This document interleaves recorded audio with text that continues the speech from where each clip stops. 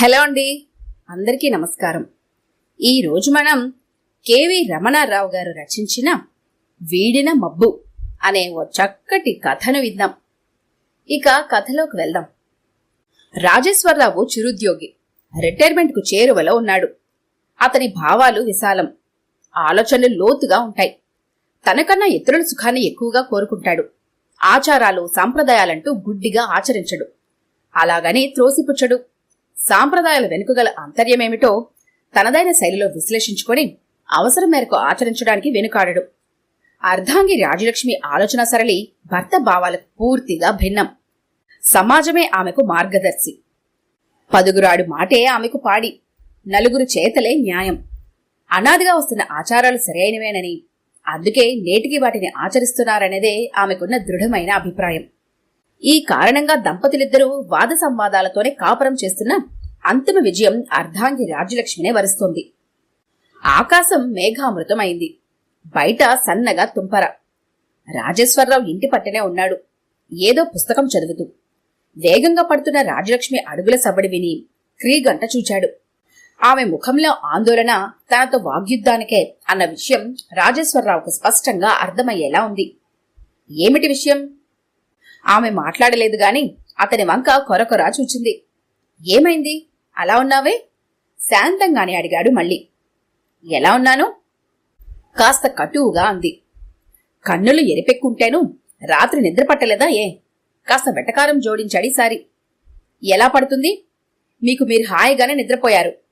మీరు నిద్రపోగలరండి, నిద్రపోనూగలరు, నిబ్బరంగా ఉండనూగలరు. నేను తల్లినండి. బిడ్డల భవిష్యత్తు, వారి బాగోగులు నేను పట్టించుకోకుండా ఎలా ఉండగలను? మీరు మగమహారాజులు, మీకెందుకుంటాయి ప్రేమలు పట్టింపులు? తల్లడిల్లే తల్లి మనసు మీకెలా తెలుస్తుంది? అంతకంతకు పెరిగే వానల ఆమెలో ఆగ్రహ ఛాయలకు రాజేశ్వరరావు అడ్డు తగులుతూ, ఆగాగు, ఎందుకంత కోపం? నీవు చెప్పదలిచింది శాంతంగా చెప్పు, వింటాను. చెబితే వింటేగా, విన్నా ఆచరిస్తారన్న ఆశ లేదు, నా కంఠశోష తప్ప. ఎప్పుడు విన్నారు కనుక నా మాట అంటూ ఆమె కూడా ఆ మంచం మీద కూర్చొంది అతనికి కాస్త ఎడంగా. చెప్పు, వింటాను అన్నాడు మరింత శాంతంగా. చెప్పేదేముంది, అబ్బాయి పెళ్లి విషయమే. స్వరం తగ్గింది. అవును, పెళ్లి నిశ్చయమైందిగా, మరేమిటి? అదే వద్దు, ఈ పెళ్లి నాకిష్టం లేదు. ఆ మాటకొస్తే అబ్బాయికి ఇష్టం లేదు. ఈ సంబంధం మనకొద్దు. ఈ విషయం అమ్మాయి తరపు వారికి తేల్చి చెప్పండి. రాజేశ్వరరావు విస్తుపోయాడు. మారు మాట్లాడక మిన్నకుండిపోయాడు. భర్త నుండి తగిన స్పందన లేకపోయేసరికి సూటిగా చూడసాగింది ఉత్కంఠతో. అతను మంచంపై నుండి లేచి గదిలోనే పచారు చేస్తూ క్షణకాలం ఆమెను తేరిపారా చూస్తూ, కారణం ఏం చెప్పమంటావు? స్వరం శాంతంగా ఉన్నా గంభీరంగా ఉంది. ఆమె అనుకున్నట్టు అతడు కోప్పడలేదు, వ్యతిరేకత చూపలేదు. ఊహించని శాంతం వహించడం ఆమెకు ఆశ్చర్యం కలిగించింది. అదే అదనుగా తన డిమాండ్ సాధించబోనింది. ఏదో ఒకటి చెప్పండి. అంటే? ఉన్నమాటే చెప్పండి. అదే, ఆ ఉన్నమాటే ఏమిటని? కట్నం చాలదని విసుక్కుంది. మరి నేనన్నమాట? ఏమిటండి అన్నమాట? పీటల మీద పెళ్లిళ్లే ఆగిపోతున్నాయి. మీరు గాని, మనలో మరొకరు గాని, మన బంధువులు గాని ఇప్పటి వరకు వారి గడప తొక్కలేదు. వాళ్లే ఒకరిద్దరు వచ్చి వెళ్లారు. బంధుమిత్రులు లేరు. నిశ్చయ తాంబూలాలు లేవు. అమ్మాయి మీకు తెలుసని, గుణవతని అబ్బాయికి ఫోటో మాత్రం చూపించారు. అన్నింటికి తలూపాడు వెర్రి నాగన్న. అందుకని వాళ్ళిస్తానన్న కట్నానికి తలూపేయడమేనా? ఓ లాంఛనాలు లేవు, ఆడపడుచు కసలే లేవు. ఏం చూచి సరే అన్నారో గాని 10 లక్షల పైబడిన కట్నంతో కాచు కూర్చున్నారెందరో. మనమేదో తప్పు చేసినట్లు అన్నమాట అంటారేంటండి? చెప్పుకుపోతున్న ఆమె వాగ్ధాటికి ఆశ్చర్యపోయిన రాజేశ్వరరావు చెంతకు చేరి అనునయిస్తూ సముదాయించే ధోరణిలో, లక్ష్మి, కట్నం చాలదన్న కారణం తప్పు సుమా. ఓహో, కట్నం తీసుకోవడం నేరమైతే ఈ లోకంలో మగబిడ్డలను కన్నవారంతా నేరస్తులే. వారందరికీ శిక్ష పడిందా? పోనీ కట్నం తీసుకున్న వారిలో ఏ ఒక్కరికైనా శిక్ష పడిందేమో చెప్పండి. జడివాన ఆగినట్లయింది. ఆమె ఆక్రోశం అంతకంతకు పెరిగి ఒక్కసారి ముగించి ఊపిరి పీల్చుకుంది. భయం కాదు లక్ష్మి, చట్టంపై గౌరవం. ఆడపిల్ల తండ్రిపై సానుభూతి. అతను పడే అవస్థలపై జాలి. అన్ని అవస్థల వారెందుకు పడాలి? తమకు తగిన సంబంధం వెతుక్కోవాలి.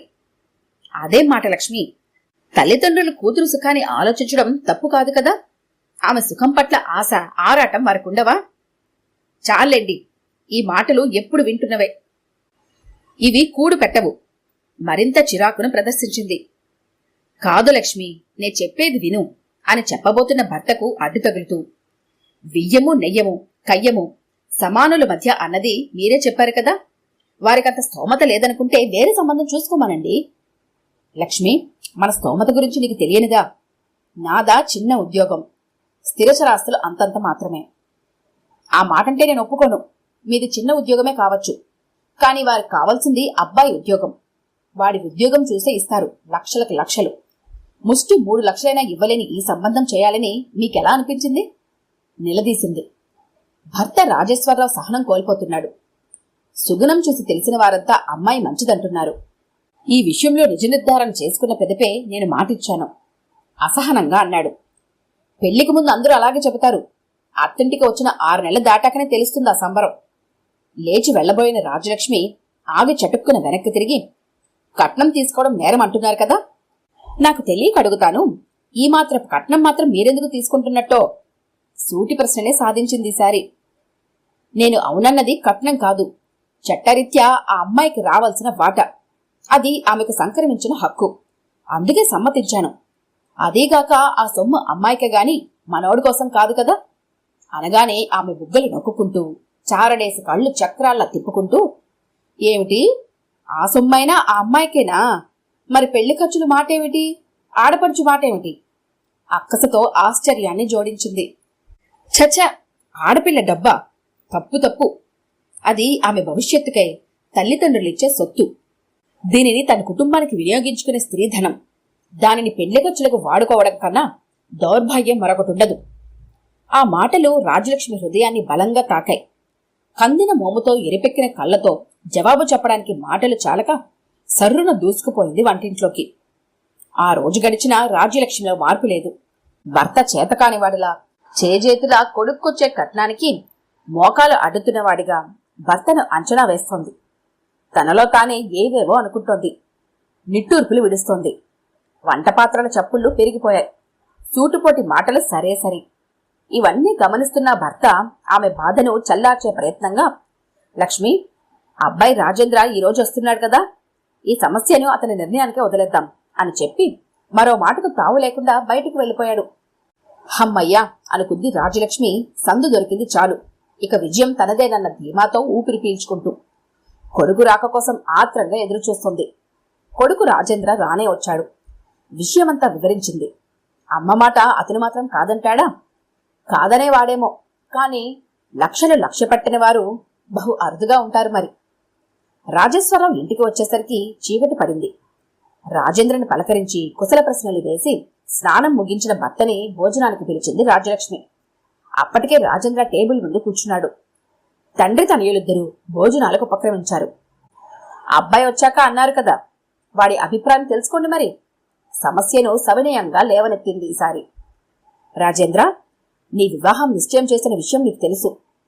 కానీ కట్నం తక్కువనే కారణంతో అమ్మాయి సంబంధం వద్దంటోంది. అన్ని కోణాల్లోనూ ఆలోచించి చేసిన నిర్ణయం నాది. నీవు అవును అన్న తర్వాతే నా నిర్ణయం వారికి చెప్పాను. ఇప్పుడు మరోసారి నీ అభిప్రాయం తెలుసుకోవాల్సిన పరిస్థితి వచ్చింది. నీ ఉద్దేశ్యం విస్పష్టంగా చెప్పు. తుది నిర్ణయం నీదే. అన్నం కలుపుతూ అన్నాడు రాజేశ్వరరావు. కొంతసేపు నిశ్శబ్దం. ఆ తరువాత, అమ్మాయి గుణగణాల విషయంలో సరేనన్న మాట నిజమే, కానీ కట్నం చాలా తక్కువ. నీళ్లు నమిలాడు రాజేంద్ర. నిర్ఘాంతపోయిన రాజేశ్వరరావు నెమ్మదిగా తేరుకొని, నువ్వు నీ తల్లి ఒక ముఖ్య విషయం తెలుసుకోవాలి. వరకట్న నిషేధం చేసింది ప్రభుత్వం. ఫలితం లేకపోయింది. అందుకే స్త్రీకి ఆస్తి హక్కును కలిగించింది.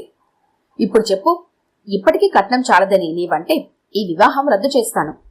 తొందర లేదు, ఆలోచించి చెప్పు అని భోజనం అయిందనిపించాడు. తెల్లవారి ప్రయాణమయ్యాడు రాజేంద్ర. తండ్రి వద్ద సెలవు తీసుకుంటూ, కట్నం విషయంలో అమ్మ అభిప్రాయమే నా అభిప్రాయం ముక్తసరిగా 3 ముక్కల్లో చెప్పి ముందుకు సాగిపోయాడు. కొడుకు నిర్ణయం విన్న రాజేశ్వరరావు ఓ నిట్టూర్పు విడిచి వివాహం ఖరారు కాదని, వేరే ప్రయత్నాలు చేసుకోమని తన తుది నిర్ణయాన్ని అమ్మాయి తరపు వారికి లేఖ ద్వారా తెలియపరిచాడు. మరికొంత కాలానికి రాజేంద్రకు పెళ్లి కుదిరింది. జరిగింది. 10 లక్షల పైబడి కట్న కానుకలు చూచి రాజ్యలక్ష్మి పరవశించిపోయింది. ఆమె ఆనందానికి అవధులు లేవు. కోడల్ని చూసి మురిసిపోయింది. ఆమెను కాలు క్రింద పెట్టనీక సమస్త సహాయాలతో పాటు షోడశోపచారాలు చేస్తుంది రాజ్యలక్ష్మి. అప్పటికే రాజేశ్వరరావు రిటైర్ అయి ఇంటి పట్టునే ఉంటున్నాడు. రాజేంద్ర ఉద్యోగం దగ్గరలోనే కావడంతో ఆ కొత్త దంపతులు కూడా తల్లిదండ్రులతోనే ఉంటున్నారు. రాజేంద్ర భార్య కల్పన గడసరి, గయ్యాలి, అంతేకాదు పిసినారి కూడా. మంచి ఉద్యోగంలోని మగనితో వేరే కాపురం పెట్టేదే కాని అన్నీ తానై అత్త సమస్త సేవలందిస్తుంటే అద్దెకొంపకు పోదు. అద్దే దండగతో పాటు పని మనిషి మరీ దండగా. అందుకే అత్త చేత వెట్టి చాకరీ చేయించుకుంటూ తన పెత్తనం చేయసాగింది. కాలం గడిచిపోతోంది. రాజ్యలక్ష్మి ఆరోగ్యం పాడైంది. బీపీ పెరిగింది. కాలు జారింది. ఎముక విరిగింది. మంచం పట్టింది. తీర్చుకోలేని స్థితి. ఆడవారి సహకారం అత్యవసరమైన పరిస్థితి. ఈ పరిస్థితి కోడలు కల్పనకు దుర్భరమనిపించింది. వెంటనే పెట్టే బెడ సర్దింది. పుట్టింటికి పైనం కట్టింది. రాజేంద్ర ఆఫీసు పనిపైన అమెరికా వెళ్లాడు. మరో 4 రోజులు పట్టొచ్చు అతను రావడానికి. కోడలి ప్రయాణం గమనించిన రాజేశ్వరరావు, కల్పన, నీ ప్రయాణం ఎక్కడికమ్మా? నా పుట్టింటికి. మీ అత్తయ్య ఇలా ఉంటే మీరున్నారుగా. కాని నువ్వే చేయాల్సిన పనులు కొన్ని ఉంటాయమ్మా. మీరు చెయ్యొచ్చు కదా, లేదా ఆసుపత్రికి పంపితే వాళ్ళు చూసుకుంటారు. అంత డబ్బు నా వద్ద లేదమ్మా. లేదంటే ఎలా? నీవే సర్దుబాటు చేయాలి కల్పన. సర్దుబాటు చేయడానికి మీరు మాకిచ్చిన మూటేముంది? నాకు మా వాళ్ళు కట్నంగా ఇచ్చిన దాని నుండి పైసా అయినా మీకు ఇచ్చేది లేదు అంటూ వెనుతిరిగి చూడకుండా వెళ్లిపోయింది. భార్యకు అన్నీ తానయ్యాడు రాజేశ్వరరావు. ఇరుగు పొరుగు సహకారంతో వైద్యం చేయిస్తూ రాజ్యలక్ష్మి కోలుకునేలా చేశాడు. రాజ్యలక్ష్మి జరిగిన సంఘటనలు నెమరు వేసుకుంటోంది. ఆమె మనసులో ఏదో అలజడి. గతమంతా కళ్ల ముందు తిరుగుతోంది. అస్తవ్యస్తమైన ఆలోచనల వలయంలో ఉండే కూరలు తరుగుతోంది. వదినా, వదినా, ఎక్కడున్నావు అంటూ పక్క వీధి నుంచి వచ్చిన కాంతమ్మ గారి పిలుపు వినిపించుకోలేని స్థితిలో ఉన్న రాజ్యలక్ష్మి చెంతకొచ్చిన కాంతమ్మను చూచి ఈ లోకంలో పడింది. అదేంటొదినా అంత పరధ్యానం? ఈ మధ్య ఊర్లో లేను. నిన్ననే వచ్చాను. నీకు చాలా నీరసం చేసిందని విని చూసిపోదామని వచ్చాను. అవును, కోడలేది? కూరలు నీవే తరుగుతున్నావు? చెంతనే కూర్చుంటూ, ఏది ఇలా ఇవ్వు, నేను తరుగుతాను అని కత్తిపీట లాక్కుంది. కోడలు పుట్టింటికెళ్ళిందమ్మా చెప్పింది నిర్లిప్తంగా. అవునమ్మా, విన్నాను. మంచం మీద ఉండగానే వెళ్ళిందిటగా. ఏం చేస్తాం, చేసుకున్న వాళ్ళకి చేసుకున్నంత. ఆనాడు ఆ సంబంధం కాదు పొమ్మన్నారు. అదే వదిన, మా అమ్మాయి వాళ్ల ఊరి నుండి వచ్చిన సంబంధం. అదే ఆ అమ్మాయి సుగుణ చక్కదనాల చుక్క. కాదని పెద్ద తప్పు చేశావు. ఆ అమ్మాయిని మన ఊరే ఇచ్చారు. అమ్మో, ఎంత వినయం, ఎంత గౌరవం, భయభక్తులు, ఆ పని పాటలు. ఏమని చెప్పేది? అత్తమామలను కాలు కదపరియదట. అన్ని తానే చూసుకుంటూ వారితోనే కాదు ఊరి వారితోనూ శభాష్ అనిపించుకుంటుందట అని ఆమె అప్పటికే ఆలోచిస్తున్న గతాన్ని మరింత లోతుగా తవ్వింది కాంతమ్మ. రాజ్యలక్ష్మి గతాన్ని ఆలోచిస్తోంది. అలా ఆలోచిస్తూనే ఉంది. రాత్రి అయింది. అర్ధరాత్రి అయింది. నిద్ర రాదు. కనీసం కన్నులు మూతపట్టం లేదు. ఆమెలో ఏదో సంఘర్షణ. పక్కపై పలుమార్లు అటు ఇటు దొర్లుతోంది. ఉచ్ఛ్వాస నిశ్వాసలు దీర్ఘంగా ఉన్నాయి. కన్నీటి చారకులు కనీ కనిపించిన రీతిలో ఉన్నాయి. కరెంటు పోయింది. లేచి కూర్చుంది. తడబడుతూ తడుముకుంటూ అడుగులు వేస్తూ పక్క మంచంపై ఆదమరిచి నిద్రపోతున్న భర్తను లేపబోయింది. కాని వెనుకాడింది.